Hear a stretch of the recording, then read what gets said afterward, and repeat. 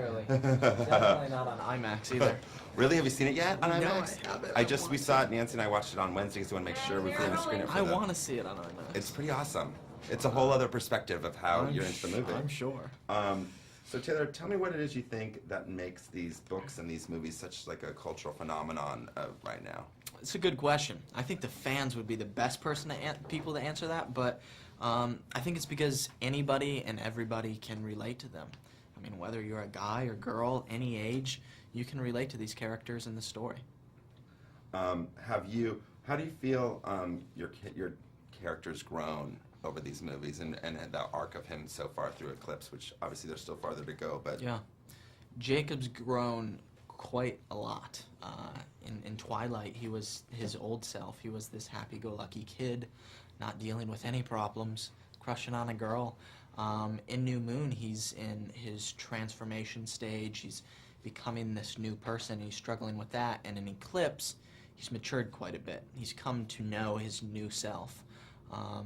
And he struggles. I'd say he's emotional in Eclipse. He becomes frustrated because he gets this close to having what he wants, but once again gets told no over and over again.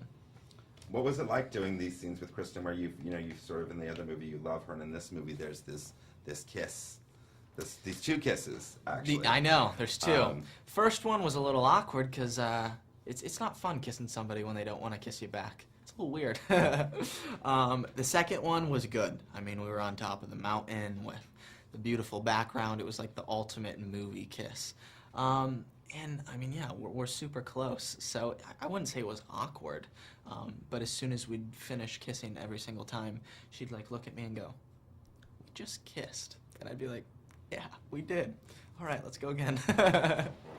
And also with their love triangle, obviously your relationship with Rob's character in this movie with Edward Cullen is very different, because Yes. I feel like up until now it's been easy to hate him, and at some point in this movie there's this moment where you sort of hate him, but you have to understand him, and vice versa. Yeah, and that moment takes place really in the tent, and that's why the tent scene's my favorite.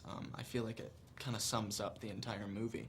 It's the first moment where Jacob and Edward are able to connect and say, you know what, as much as we hate each other, I kind of understand you, I kind of respect you, so let's put all of this aside and fight for Bella. But yeah, the hardest thing about hating Edward in Eclipse is I'm playing opposite Rob, and he's such a nice, friendly, funny guy. That would probably be the biggest challenge about this film, was having to hate Edward. Well, I think interestingly this movie actually has, the love that's universal is great, but there's something about this where two people from two different worlds really have to come together for a common goal. Yeah. Which is a bigger, even universal theme in some ways. Yeah. Was that sort of, I mean, do you see that yourself within the movies and in the storytelling? Yeah, absolutely. I feel bad for all the characters. I wouldn't want to be any one of them, but I feel really bad for Bella because she's being torn between these two guys that are both madly in love with her, but they're complete opposites, and they hate each other. But you're right. Their number one thing is to protect Bella, so they have to put all those differences aside and say, you know what, we got to do this no matter what it takes. And so I know you haven't seen the film in IMAX yet. Have you heard the soundtrack yet? I've heard the soundtrack. Oh, you have? Yes, I have, but not in the movie. Because what do you think of it? Because I think it's very interesting that these soundtracks really are keep it kind of edgier, because they go very more alternative rock, and I think some people's, if they were thinking about this, would go very poppy music based on who the original sort of fan base was. Right. Anything you think interesting about? Yeah, definitely. I mean, we're very lucky to have these musicians behind us. We always have such an incredible soundtrack, and I think it helps the movie a lot.